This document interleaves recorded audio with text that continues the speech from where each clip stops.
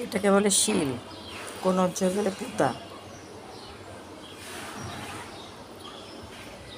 আমাদের বাসায় একজন এক্সপার্ট আছে নারকেল ফাটানো, দেখছেন এই শিলটা, আস্ত শিল, পুঁতা।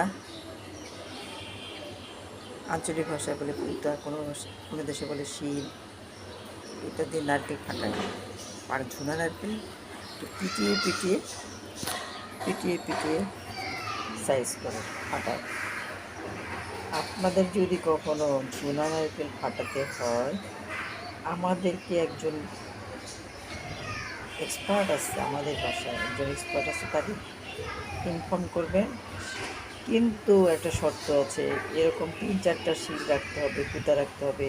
একটা নাও হতে পারে, একটা দিয়ে কার্যকর না হলে সেকেন্ড না হলে থার্ড নাহলে ফোর্থ, তার ব্যবস্থা করবেন, তারপরে কল করবেন। ওকে,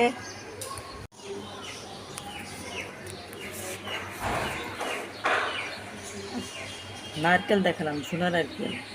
এবার পুঁতার অবস্থা দেখেন, এই পুঁতা দিয়ে এটাকে পিটিয়েছে, কিন্তু নারকেল দ্বিখণ্ডিত হয়নি, বাট পুঁতা দ্বিখণ্ডিত হয়েছে। দেখছেন কীভাবে?